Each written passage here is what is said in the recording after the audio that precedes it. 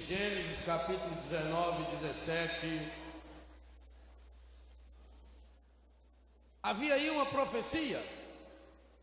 Se não fizéssemos aquilo tudo para salvar a vida, aquelas três coisas.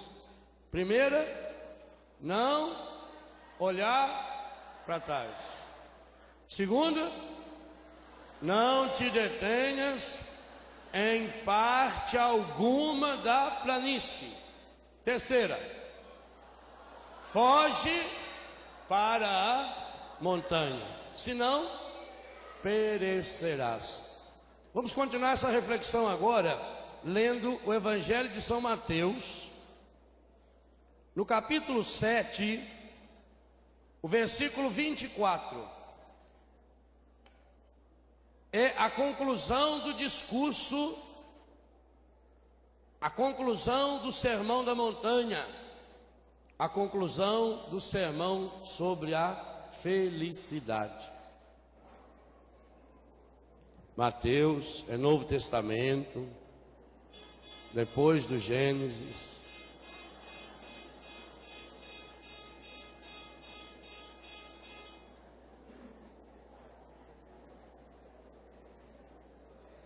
Capítulo 7, versículo 24. Na Bíblia Ave Maria está escrito, o título é Conclusão do Discurso. Que discurso? Sermão da Montanha, que começou no capítulo 5, 6 e 7 de Mateus. O Sermão das Bem-aventuranças. Numa palavra moderna, o sermão da felicidade. Então vamos ler. O que será que Jesus quer nos ensinar nessa tarde, no dia da Sagrada Família, sobre a felicidade? Aquele, pois, que ouve estas minhas palavras e as põe em prática, é semelhante a um casal prudente que edificou sua casa sobre a rocha. Versículo 25. O que aconteceu com essa casa? Três coisas. Primeira, caiu a chuva. Segundo, vieram as enchentes. Terceiro, sopraram os ventos. E essas três coisas investiram contra aquela casa, mas ela não caiu. Por que não caiu? Porque estava edificada sobre a rocha. Mas aquele casal que ouve, ou aquela família que ouve as minhas palavras e não as põe em prática, é semelhante a um casal que construiu a sua casa na areia, na planície. O que aconteceu com eles?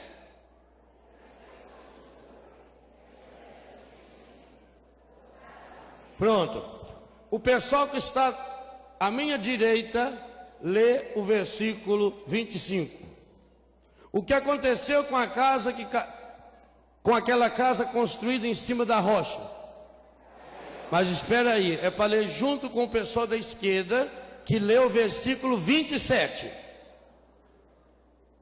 Versículo 25 aqui o lado esquerdo, versículo 27 o lado direito, o lado esquerdo e lá atrás, juntos.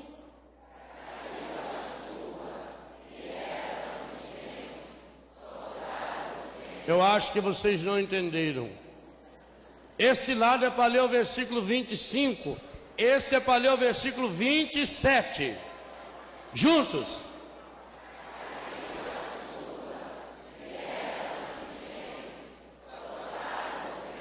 Mas é igual.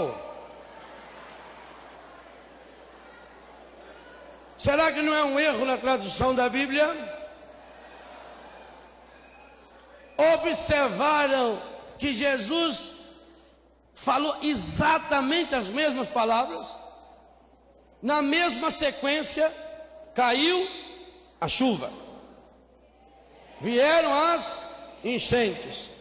Sopraram os ventos e investiram contra a casa. Vieram com muita força. Qual é a única diferença do versículo 25 e do versículo 27? A conclusão. O versículo 25 conclui: mas, vírgula, ela não caiu, porque estava edificada sobre a rocha. O versículo 27: caiu a casa, e ainda aconteceu mais coisa, e grande foi a sua ruína. Agora compare esse texto com Gênesis 19, 17. Quer salvar sua família? Se quer, não olhes para trás. Quando voltar para a sua casa, lá em São Paulo, no Rio, em Minas Gerais, em Rondônia, Goiás, no Brasil inteiro. Lá pro Biguá, né? Itabirito, tudo bem, Pouso Alegre. Quando voltar para lá, é preciso ter a coragem de não olhar para trás, de não lembrar-se dos erros das pessoas. Então, não olhe para trás. Segundo, não te detenhas em parte alguma da planície. Em parte alguma, nem nas pequenininhas. Terceiro, foge para a montanha. Tem um lugar para a gente fugir, para a gente se refugiar. E esse lugar é essa montanha que é o próprio Cristo. Por isso, todas as experiências de montanha do Antigo Testamento, elas se resumem em Jesus. E agora, elas precisam ser continuadas em nossa vida. Olha que coisa interessante. Jesus não diz assim: você que entregar a sua família para Jesus, você não terá mais problemas. Ele diz isso? Ah, padre, aleluia, eu entreguei agora os meus problemas para Jesus. Pode pegar de volta. A sua parte Deus não faz. Padre, como é possível que eu, sendo uma pessoa carismática, eu participo de grupo, eu vou na canção nova, como é que acontece desgraça comigo? Que adianta então a gente rezar? Parece que quanto mais rezo, mais assombração aparece. Jesus não prometeu vida fácil para os seus seguidores. Jesus não disse que a família que entregasse sua vida para Ele iria viver uma vida maravilhosa, sem problemas. O grande segredo da maravilha e dessa felicidade é superar estes problemas. É fazer a nossa parte e fazê-la muito bem feita. Significa que a felicidade não existe de uma hora para outra. Ela tem que ser construída. E o Padre Jonas ainda disse hoje de manhã, muitas vezes tem que ser chorada. O que significa construir a sua casa sobre a rocha? Construir a sua vida em cima de fundamentos sólidos. Aqui no Brasil é muito fácil fazer casa, apesar de tantas pessoas vivendo sem casa. Até por isso conseguem viver. O clima do Brasil é maravilhoso para se fazer casa. Você consegue levantar uma parede de madeira, fechar de tábua, cobrir de sapé, ou de tabatinga. Ou aqui no Brasil existe, por exemplo, a telha Eternite. Pode, só bastou colocar uma telha Eternite, está protegido. Por quê? Nós não temos neve. Imagina uma casa com telha Eternite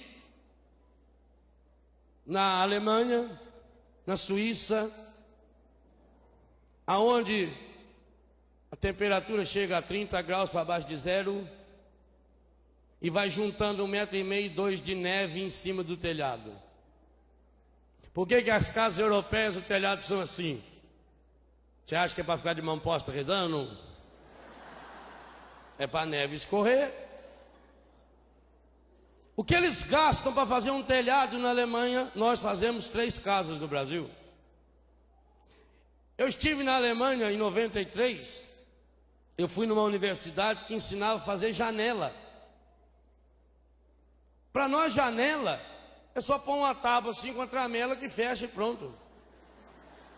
Lá a janela tem que enfrentar 150 quilômetros de vento, gelo, neve, frio, tempestades. Então a gente vai acostumando aqui a fazer casa fácil. Por exemplo, no Japão tem terremoto. Para fazer um prédio no Japão, um prédio de 10 andares, gasta 40, 50 andares para baixo da terra, enfiando ferros para que na hora que deu o terremoto a casa não caia. Aqui nós não, fazemos uma casa de qualquer jeito e aguenta. Mas essa casa que hoje é fácil de construir até, tanto que aqui no Brasil tem favelas e as pessoas vivem na favela e não morrem. Imagina uma favela na Alemanha, na Suíça, na Dinamarca, nos Estados Unidos, nessa época do ano, não ficaria uma pessoa viva? Congelaria todo mundo? Até nisso nós somos privilegiados. Mas essa facilidade de construir uma casa pelo nosso clima leva-nos a pensar que a casa espiritual também pode ser construída fácil assim. E por isso hoje muitas famílias estão perecendo, porque aqui Jesus não está trabalhando de pedreiro, Jesus não está dando aqui uma de engenheiro civil ensinando como construir casa. Quando a Bíblia fala em casa, está falando não só do prédio, mas está falando da família, daqueles que vivem na casa. Por isso Josué diz e o Padre Jonas canta: eu e minha casa serviremos ao Senhor. Casa é a minha família está construída, está edificada em cima de fundamentos sólidos, porque os problemas virão. Não pense que a sua família, porque você consagrou o ano de 2001 a Nossa Senhora. Aliás, nós vamos fazer isso aqui amanhã, na tenda que será feita aqui, uma tenda especial, amanhã à noite aqui, dia 1º, né? Com a participação do Silvio Brito. O primeiro momento da tenda, nós vamos fazer aqui a consagração do ano, do milênio, junto com a Luzia Santiago, a Nossa Senhora, que amanhã é dia de Nossa Senhora. Mas os problemas virão. Ah, mas eu consagrei a minha vida, eu entreguei meus filhos para Jesus e agora meus filhos estão na droga. Como é que pode ter acontecido isso comigo? Aquele que está em Cristo, mesmo quando passa por essas provações, esse permanece firme. Vocês notaram as 3 coisas que aconteceu com a casa? Qual foi a primeira coisa? Imagine que a minha Bíblia agora seja a casa. Primeira coisa que aconteceu: caiu a chuva. Da onde? De cima. Segunda coisa: vieram as por baixo. A enchente vem por baixo. Terceira coisa: do lado. Percebeu? O encardido estuda a gente de cima, de lado e de baixo. Ele vai tentar entrar pela brecha que eu deixo. Nós seremos atingidos de todos os lados e por isso nós temos que estar preparados. Daí a necessidade da seriedade nas coisas de Deus. Daí a necessidade de subir a montanha. Porque nós sabemos muito bem como é que você fica com o músculo forte. Fazendo ginástica, não tem outro jeito.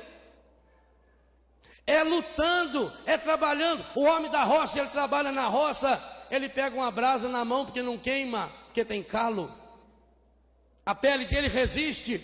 Vê se alguém lá na roça precisa passar sandal 18 para ir capinar cana. Ah, meu filho, pegar um canavial lá. Num calorzão medonho, aquilo vai enjuçar de cana, aquilo vai, corta para todo lado.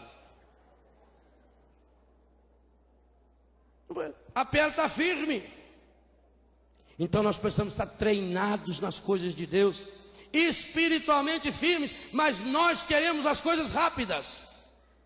Nós somos iguaizinhos os 3 porquinhos. Lembra da história deles? Era uma vez 3 porquinhos. Um chamava Palito. Na Palito é o nome muito feio, Paulinho. O outro chamava Palhaço. O outro chamava Pedrinho. Eles foram fazer a casa. O palhaço gostava de palha.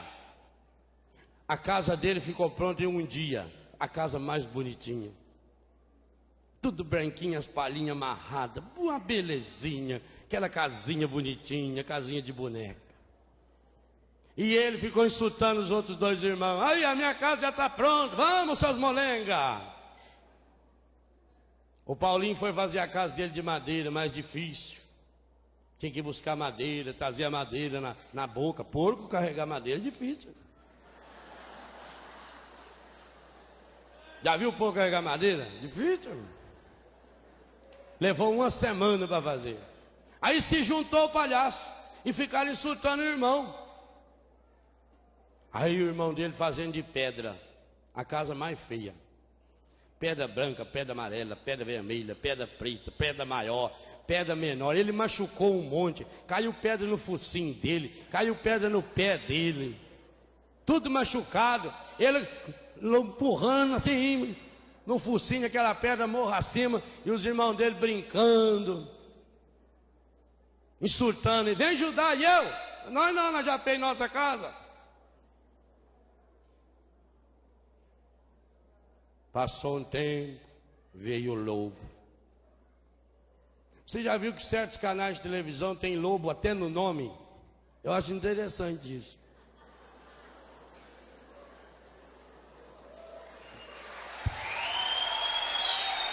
Aí veio o lobo. Veio o lobo. E ele foi primeiro na casa do palhaço. E o lobo conhecia esse evangelho de cor. Como ele veio, do jeito que ele veio, ele foi no mais fácil. Sopraram os ventos. O lobo soprou a casa. Espatifou palha para todo lado. Mas veio aquelas palhas também, veio na venta do lobo. Aquilo tapou a cara dele, ele não viu. O palhacinho correu. E foi na casa do irmão dele, falou, abre a porta, o lobo está vindo, o lobo está vindo. O irmão dele falou, é lobo, é? Por que não fez a casa de madeira, igual a minha, a casa firme? Pensa que é só soprar?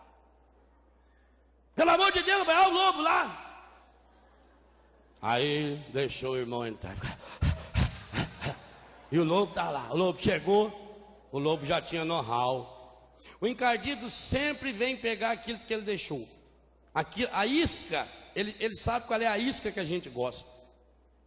Ele já sabia como é que derrubava a casa. E ele chegou sossegado, se posicionou, estofou o peito e... nem balançou a casa. E soprou de novo.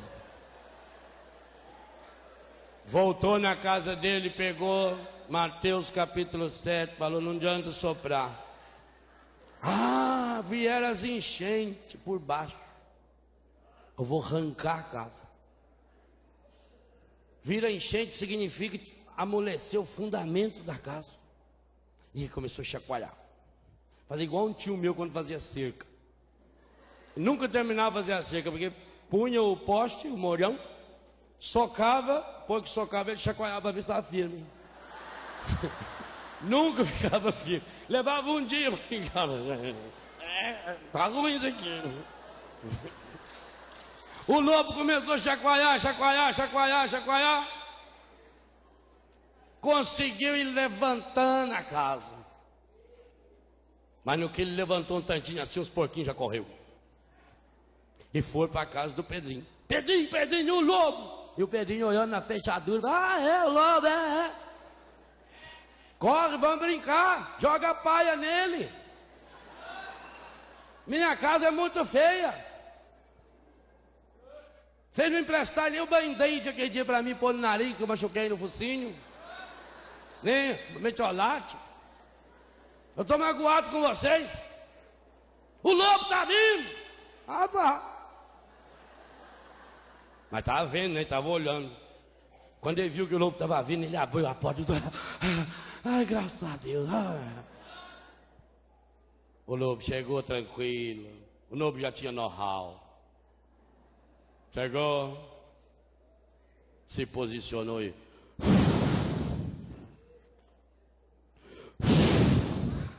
e soprou meia hora. Aí lembrou, segundo versículo ali, vou arrancar a casa. E começou a juntar a pedra e chacoalhar, mas a pedra nem mexia. O lobo estava desistindo quando lembrou desse versículo de novo.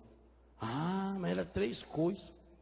Soprou o vento, veio a enchente, a enxurrada, caiu a chuva. Eu vou entrar por cima da casa. A chaminé. É, rapaz. Lobo olhou bem a chaminé lá. Foi arrumar uma escada, os porquinhos vindo, falaram, ah, é, papudo, você vai ver. Vem que nós estamos esperando você. Enquanto o lobo fazia a escada, eles arrumavam um latão enorme, puseram fogo, emprestaram a panela do chinês, puseram fogo, encheram de água, a água começou a ferver, e os 3 lobinhos lá, sossegados, esperando ele vir. Aí o lobo entrou na chaminé, e veio, e a hora que despencou, o porquinho já tinha aberto a porta para ele. Que foi ele bater com as laterais profundas ali naquela água fervendo. Ó, enfiou o rabo no meio das pernas e foi correndo atrás de água. Meus irmãos, Jesus, para nos dar felicidade, falou que o Espírito Santo, além de ser água, é fogo, que é para ferver o encardido até não poder mais.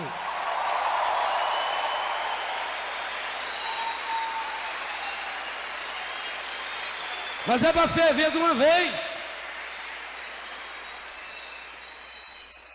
Então, se nós construirmos essa nossa casa, a nossa família, a nossa vida, sobre esse fundamento, mas o mundo nos ensina coisas fáceis. Por isso, olha o namoro hoje.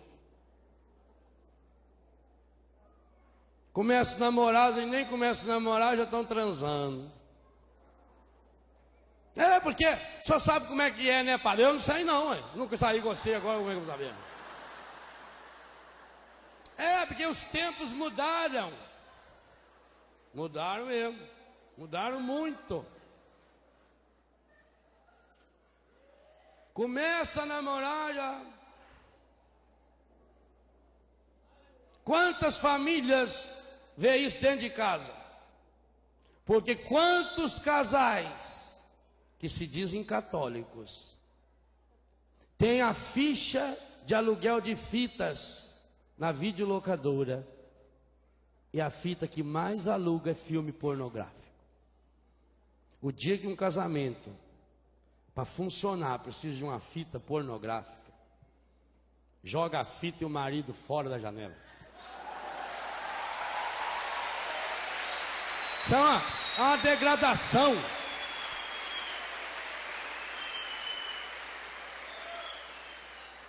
E o filho vê. Eu conheço um moleque de 8, 9, 10 anos de idade, que todos os meses levava ao colégio a revista Playboy, que o pai assina. Eu conheço homens que se dizem católicos, que têm assinatura da Playboy. E a mulher acha normal. Ele precisa olhar na revista, ver essas moças. Por que não põe a foto da filha dele, da mãe dele ali na revista também?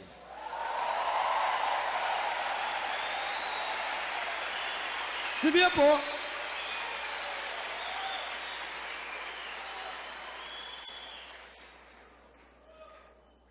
A família hoje está indo pelo fácil, mas estão afundando e perecendo, porque está vindo a chuva e alguns estão perecendo com qualquer vento, porque Deus está fora dos nossos relacionamentos. Foge para a montanha, está indo para o buraco. É uma brigalhada dentro de casa. Falta de respeito que o padre Jonas falava. Começa pela falta de educação. Algumas palavras parece que são proibidas de se falar dentro de casa. Por favor, muito obrigado, eu te amo. Parece que essas palavras não pode falar. Idioma que só se usa na rua. Antigamente só podia falar palavrão na rua, perto de casa não podia falar. Agora dentro de casa não pode falar, por favor. Muito obrigado. Eu amo você. Não tem tempo. Não tem tempo de se abraçar. Os filhos não têm mais o cheiro dos pais. Não, padre, porque eu estou trabalhando para ele. Tudo que eu estou fazendo é para ele. Eu quero que ele tenha um futuro melhor do que o meu. E quantos não estão tendo futuro? Eu vejo pelos meus filhos em Betânia. Obviamente que não são todos. Aliás, tem uma grande diferença em Betânia. Acontece de pessoas de uma família boa, de uma família cristã, cair na droga. Acontece. Mas dificilmente essa pessoa fica na droga. Essa é uma diferença fabulosa. Lá em Betânia, eu acho que nós não temos nenhuma experiência ainda assim. Quando a família está junto, a família vai lá no fundo com o filho e cata ele volta. Quando o pai e a mãe têm coragem de ir lá abraçar e beijar o filho. Agora, quando eu sou pai e mãe só quando o meu filho ganha em primeiro lugar. Então começa na família, é o básico, gente. É o respeito, é o carinho, é o benção mãe, é o benção pai. É os limites. Esse negócio de filho tratar pai e mãe igual, você é isso, você é aquilo. Filho não é igual pai e mãe, não. A Bíblia manda honrar pai e mãe exatamente por isso. Ora, se Jesus, que é Deus, que repreendeu Maria e José, não sabias que devo ocupar das coisas de meu pai? Nossa Senhora e São José não falaram nada para ele, não, só desse com os olhos, embora. Aí São Lucas escreveu, desceu com eles, lhes era submisso, o mesmo submisso que o padre Jonas usou no texto hoje de manhã, e crescia em idade, sabedoria e graça, diante de Deus e dos homens.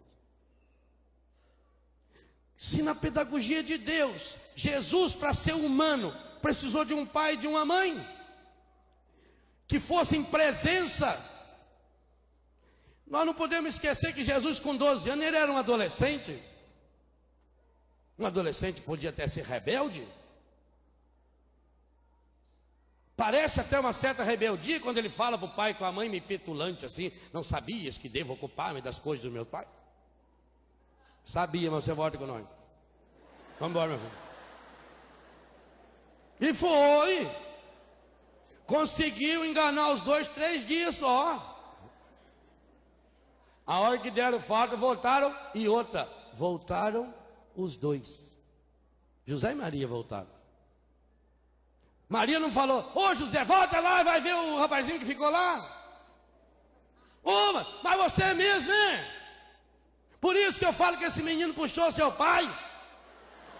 Tem uma cabeça que é uma beleza. Onde você viu? Você parece que tem cabeça só para usar chapéu, José. Como é que você largou o rapazinho lá? Ah, culpa minha. Culpa sua, Maria. Você é que tinha que ficar atenta. Eu tinha muita coisa para ver, eu tinha que pagar a hospedagem, eu tinha que pagar lá as rolinhas que nós compramos para fazer a oferenda, eu tinha que organizar uma porção de coisas, e ainda na saída tive que consertar lá uma cadeirinha lá do templo que estava estragada. Isso aí é serviço seu, é a mãe que é responsável pelo filho. Já teria dado uma briga fantástica. Eles fizeram isso? Não. Descobriram o problema e voltaram. E o que eu gosto da Bíblia é isso, ela não esconde. Imagine se num outro livro sagrado iria aparecer uma falha dessa, de um pai e de uma mãe, que não consegue descobrir que está faltando o filho. Ali foi a origem daquele filme Esqueceram de Mim? Foi lá? Ali que o autor descobriu lá.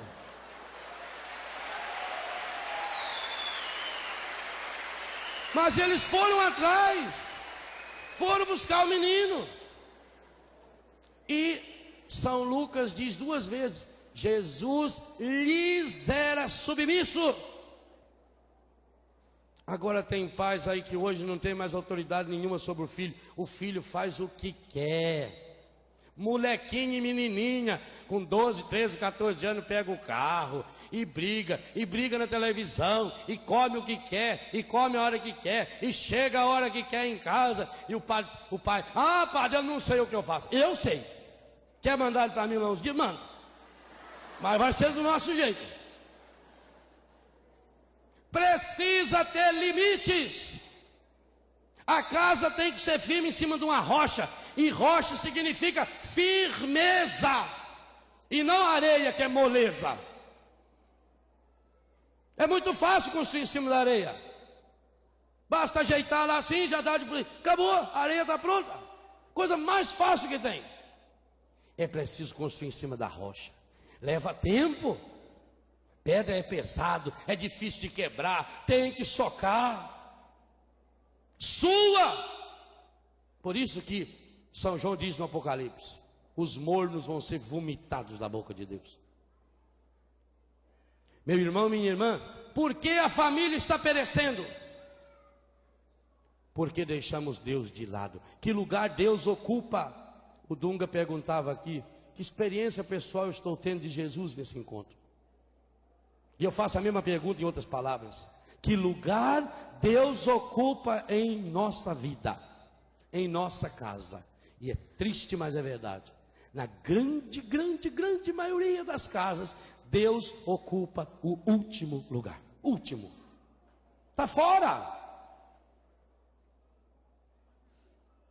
Porque nós não temos mais tempo para esse Deus. Até porque nós queremos um Deus fácil. Um Deus que resolva todos os meus problemas. E eu vou no grupo de oração, e se não resolver meu problema lá, eu fujo, eu vou para outro, eu vou no centro espírita, eu vou na igreja universal, eu vou na outra igreja, não sei de que lá, eu vou lá, fico os beija-flor voando de flor em flor. Padre, eu não sei porque o meu filho não gosta de ir à missa. E tem que querer. Uma vez uma pessoa discutiu comigo dizendo assim: eu acho errado a igreja batizar criança. Essa é uma imposição.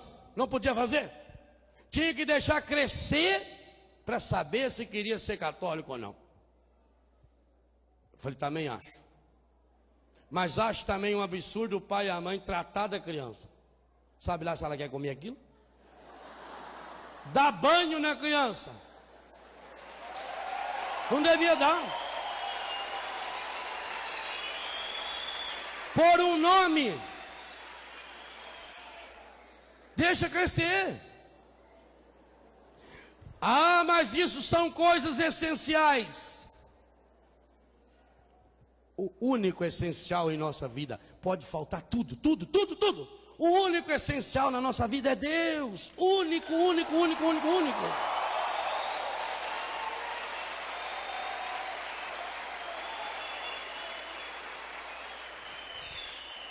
Mas nós deixamos Deus de lado. A missa nós vamos quando tem vontade. Rezo quando dá. Eu sou muito católico. Dízimo é uma vergonha. Em alguns lugares chama centésimo. Em outros vídeos chama milésimo, quatrilésimo. A família não tem tempo para rezar junto. O filho não aprendeu mais a rezar com o pai, a rezar com a mãe. Como eu já disse ontem, na igreja faz-se o que quiser. Parece que o único lugar onde o filho não precisa estar com a mãe é na igreja. Para atazanar a vida do padre, correr para um lado, correr para o outro. Eu acho que é uma das coisas, para mim, uma das poucas coisas que me irrita, mas me irrita para valer isso. A outra é pernilongo. Pernilongo também me irrita. Não. Mas bagunça dentro da igreja, nossa, os nervos começam a ferver. Ai, corre lá e corre, e a mãe está lá e sobe. Nós precisamos de limites. O novo milênio tem que ser o milênio do limite. Você quer que a sua família não pereça? Porque vai perecer, vai. E é triste dizer, meu irmão, minha irmã, mas vai ter muita gente da sua família que vai perecer. Basta você fazer uma análise. E aqui nós temos um critério bíblico para essa análise. A casa está construída em cima da rocha? Tem Deus? Deus é fundamento? É. Então pode acontecer o que acontecer. Pode vir chuva, pode vir enchente, vem problema, vem dificuldade, passa-se pelas dificuldades, mas cresce. O ser humano que tem Deus transcende, e o que é transcender é passar subindo. Buscai as coisas do alto. Abra sua Bíblia na carta de São Paulo aos Colossenses, no capítulo 3. Eu encerrei a pregação hoje de manhã falando desse capítulo 3, falando do versículo 1. Só que agora eu queria que você abrisse no versículo 8. Colossenses capítulo 3, versículo 8.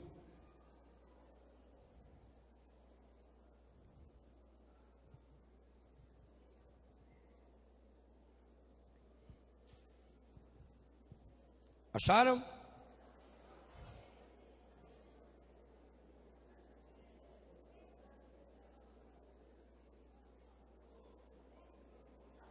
Colossenses capítulo 3.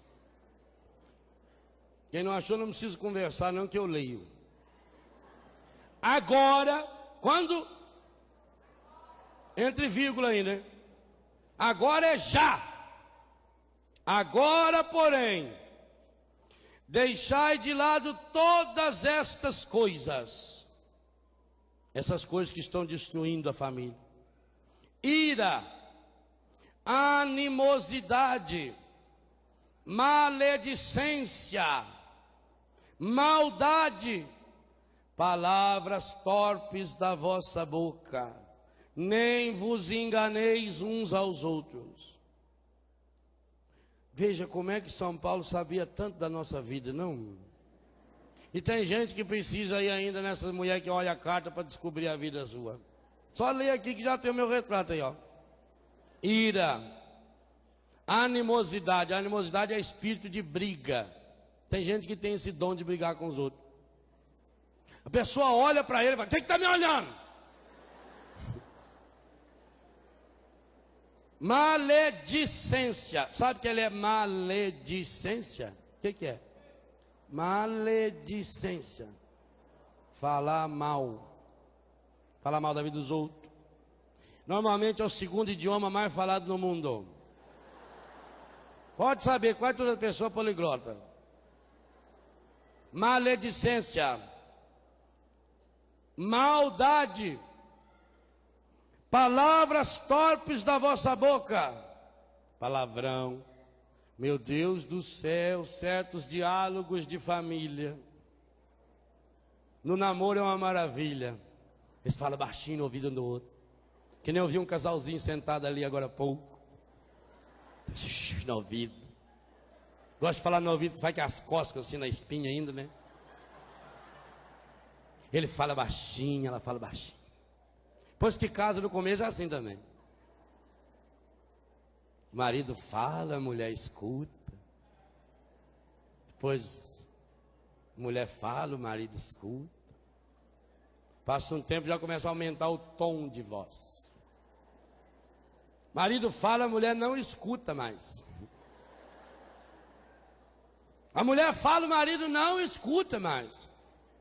E se continua assim daí um tempo, o marido fala, a mulher fala, só os vizinhos escutam. É o progresso. E cada palavra que é um espetáculo.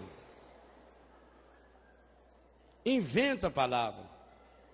Padre, eu não sei aonde o menino aprendeu a falar esse negócio. Não. Sei. As coisas boas foi a senhora que ensinou. Sei. Palavras torpes. Palavrão. Nem vos enganeis uns aos outros. Infidelidades. Vós vos despistes do homem velho com seus vícios. É preciso despir-se do homem e da mulher velhos. Hoje é o último dia do ano. Acabou. Não tem mais. Nunca mais vai existir o ano 2000. Não volta. Despisse do homem velho. Tudo aquilo que é ruim, vamos deixar para lá. Teve briga na família? Perdoa. Agora fica um com a cara virada para um lado, outro com a cara virada para o outro. Mandando recado. Marido e mulher que não se fala. O casal estava brigado. Marido precisava levantar cedo, deixou um bilhete para a mulher. Me acorda às 7 horas. No outro dia, 10h30, ele acordou. Aí quando ele foi xingar a mulher, ele viu um bilhete. Acorda, são 7 horas. Já que não fala.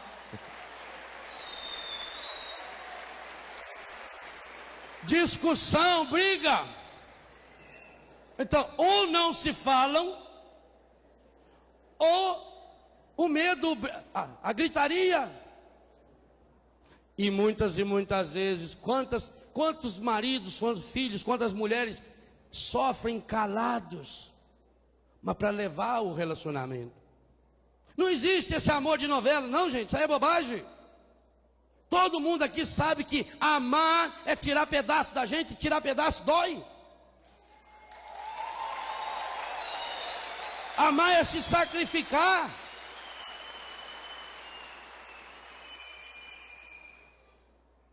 E quando o padre Jonas falava hoje de manhã, eu pensava muito sobre isso. Às vezes é da gente pegar certas pessoas, mas dá tanto na orelha dela, para ver se ela aprende. Ah, porque eu tenho trauma da minha mãe. Devia de ter muito trauma da sua mãe, as noites inteiras que ela passou sem dormir. Porque pensa que mãe dorme, pai dorme. Ah, vou ter uma festa hoje. Meu filho, olha, te cuida, viu? Você está com esses 40 graus de febre, mas mamãe vai ter que ir dançar, tá? Tchau. Mãe fica ali. Pai fica ali.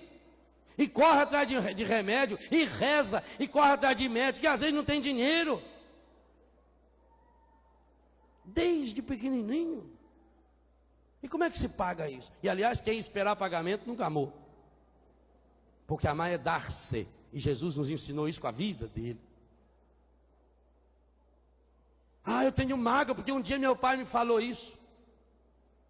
E quantas outras coisas que seu pai falou que você já esqueceu?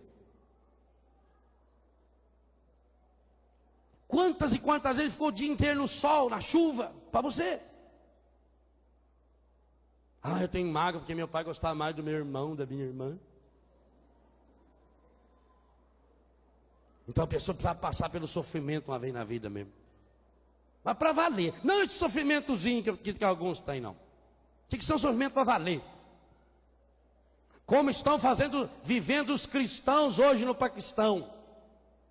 A revista Seleções desse mês de dezembro, que termina hoje, traz uma matéria sobre o martírio dos cristãos no Paquistão hoje.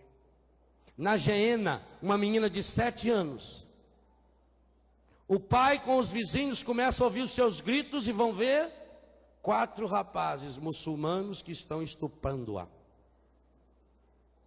Deixam ela semi-morta. Saem dali, o pai pega a menina, diante de todos os vizinhos, testemunhas, e antes de levar para o médico, passa na delegacia e dá a queixa. Quando volta, a menina não falava, tão traumatizada que ficou. O delegado mandou chamar o pai e pediu para retirar a queixa porque não tinha provas suficientes. O pai não tirou a queixa. 1 ano depois o pai voltou àquela delegacia, só que agora amarrado, acusado de ter assassinado uma senhora de 57 anos. As únicas testemunhas desse crime, os 4 estupradores da sua filha. O homem está na cadeia. O único crime que eles cometeram, ser cristão. Único. Será que se aqui no Brasil acontecesse isso, você continuaria cristão? Nós não sofremos é nada. Quando você vê uma pessoa aí morrendo de fome, de frio, aquele povo, os países com guerra que perde as pernas, perde o braço, perde isso, perde aquilo. Famílias inteiras em países da África, em que tem, hoje o chefe da casa é uma menina de 11, 12 anos, porque morreu o pai, a mãe e os irmãos, tudo com AIDS. E eu digo uma coisa a vocês, se Deus ouvir a minha oração e não ouvir a deles, eu quero ir para o inferno. Eu não quero ir para o céu. Se Deus ouvir a minha oração só porque eu sou padre e venho na Canção Nova e não ouvir o gemido desses pobres que estão morrendo e sofrendo desse jeito, eu quero ir para o inferno. E Deus sabe disso. Eu já falei para ele muitas vezes. Então, nós precisamos passar por essa experiência, mas a casa tem que ser firme. Despir-se desse homem velho, dessa mulher velha, com todos os seus vícios. Quantos e quais são os nossos vícios? Acabamos com a nossa saúde, comendo, bebendo, assistindo o que não presta. Mas para que isso aconteça, versículo 10. E vos revestistes do homem novo, da mulher nova. E agora vem uma frase que eu acho espetacular.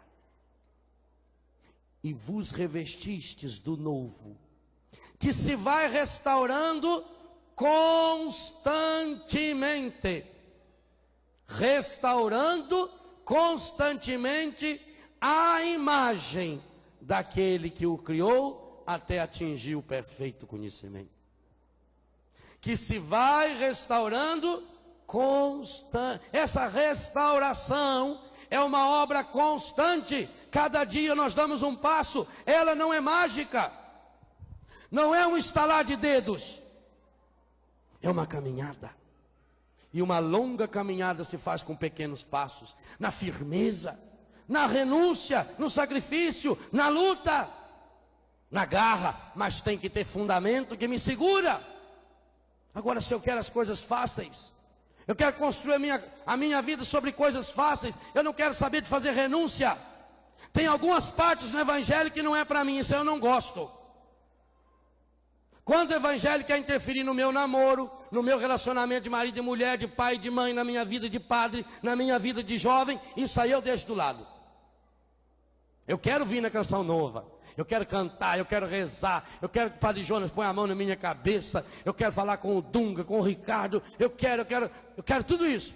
Mas quero continuar deixando o litro de cachaça e o potinho de camisinha lá dentro da minha barraca. Vai voltar novo? Novo? De novo? De novo? Mas vou continuar com a minha língua só na fofoca. Ah, porque eu rezo. Será que só basta rezar? Construir a casa em cima da rocha significa produzir frutos. Quais são os frutos que eu produzo? Senão vai acontecer comigo o que aconteceu com aquele padre. O padre morreu. No mesmo dia que ele morreu, morreu um motorista de ônibus. Aí chegaram os dois no céu, quase que junto. Quando São Pedro viu os dois, São Pedro começou a gritar para os anjos: corre aqui que ele chegou, ele está vindo, vem logo, corre aqui. O padre já ficou todo feliz. Arrumou o Clégio.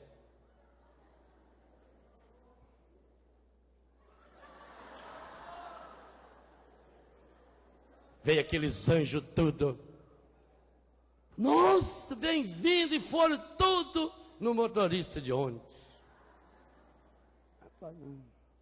São Pedro, faz favor, nós estávamos aguardando o senhor.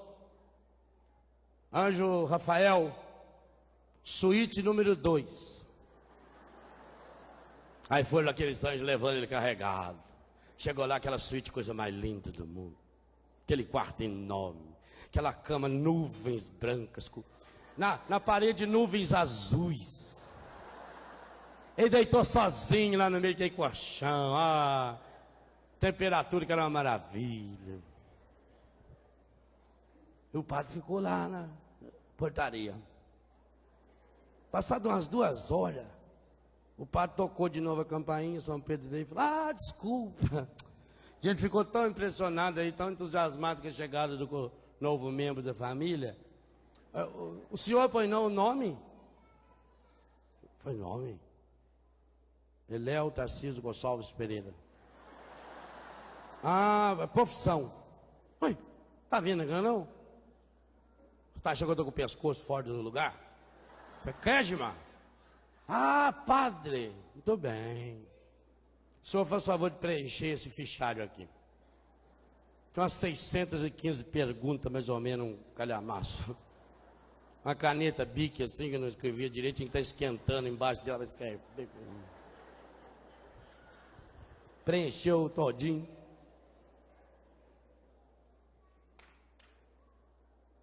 Quando terminou de preencher o calendário, São Pedro deu 2 batidinhas lá, veio 2 anjos mais assim, idosos.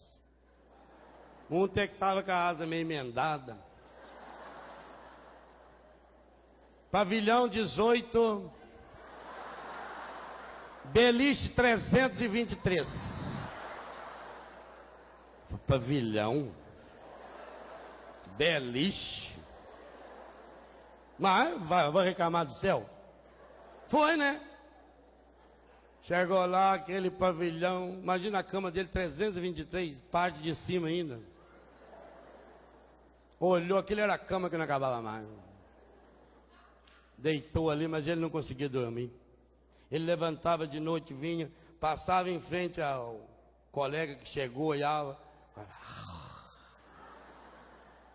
Falou: tem coisa errada, eles erraram o nome, não é possível isso. O homem é motorista de ônibus. Eu senti até um cheiro de cachaça nele quando chegou. E ele ficou no quartão grandão lá na suíte. Eu tô achando que lá é pra mim. Voltou, mas não conseguia dormir. No outro dia levantou e foi falar com o São Pedro. Falou: São Pedro, não quero reclamar não, porque eu não gosto de reclamar. Né? Já tá bom demais eu estar aqui no céu, né? Um lugarzinho pra mim. Mas será que não houve um engano, não? Engano, filho, por quê? Falou: é porque às vezes acontece engano. Eu mesmo devo ter enganado uma ou outra vez na vida. Acontece que na hora que eu fui convocado aqui, veio também um outro. Talvez houve a troca dos aposentos. Eu estou lá no pavilhão 18. Eu não consigo dormir, o senhor sabe, padre, a gente é acostumado a dormir sozinho. Tem uma arma gorda do lado da minha que ronca a noite toda. O outro lá é uma arma, levanta para ir no banheiro o tempo inteiro. Eu não estou me adaptando. Eu estou achando que veio a ficha errada. São Pedro falou: não, filho, está aqui não. Léo Tarcísio, o nome do senhor é? Não. Pavilhão 18, cama 323B, de cima. Mas eu era padre. São Pedro falou: filho, aqui no céu, a gente não olha o que a pessoa foi ou deixou de ser. É pelos frutos. Ué, E eu era padre, eu rezava a missa. Falei, então, filho, aí está a diferença. Enquanto o senhor fazia aqueles seus sermões, 90% do povo dormia. Esse motorista, bastava ele começar a dirigir, que o povo tirava o terço e ia rezando a viagem inteira.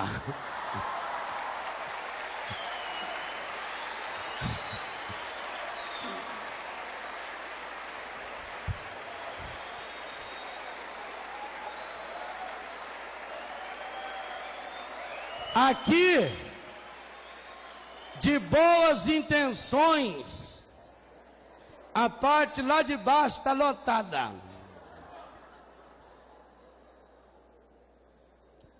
Quais os frutos que você semeou?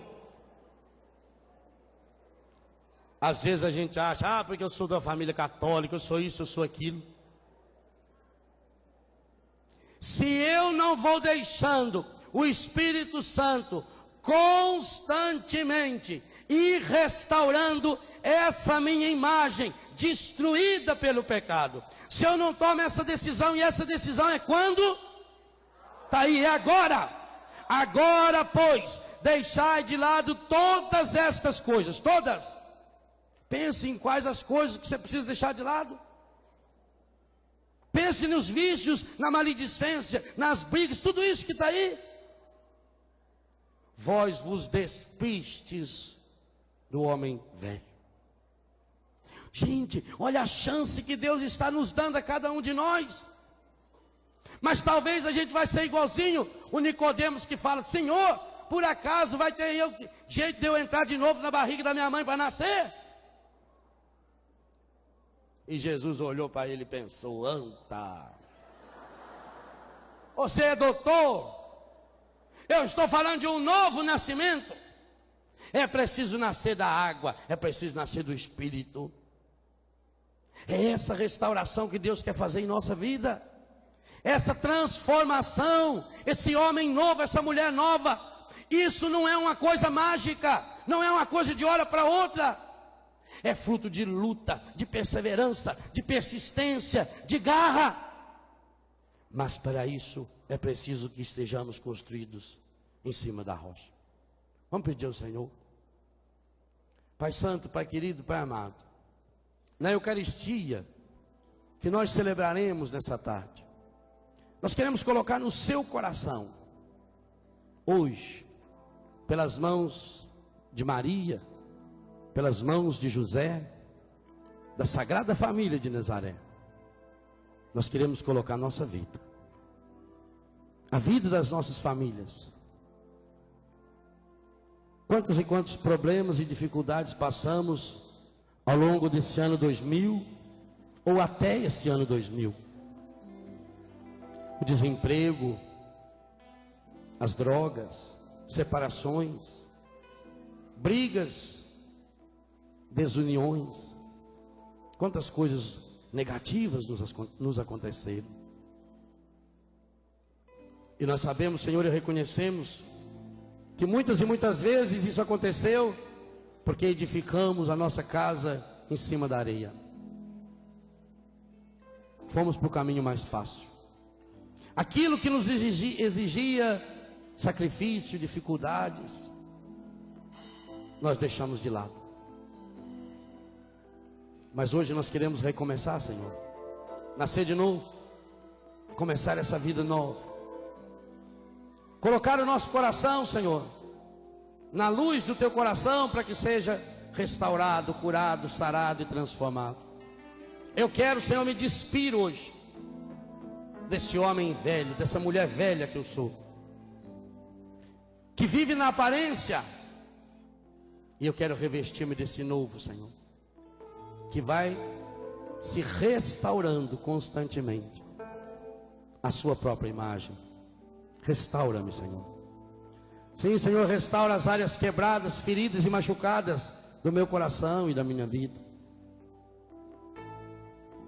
Eu sei, Senhor, que muitas e muitas vezes o que aconteceu com Sodoma e Gomorra parece que aconteceu também na minha casa. E eu vi muitas vezes, Senhor, a destruição tão perto de mim. E quando aconteceu isso, Senhor, eu tentei culpar muitas pessoas. Mas hoje eu reconheço que o único jeito de deixar essa restauração e essa transformação acontecer é deixando o Seu Espírito Santo mudar a minha vida. É recomeçar e recomeçar direito. É começar a construção dessa vida nova. E é o que eu quero fazer, Senhor. Eu quero entrar com o coração restaurado nesse novo milênio, nesse novo século, nesse ano novo que o Senhor nos presenteia e no qual estaremos entrando daqui a poucas horas. Obrigado, Senhor.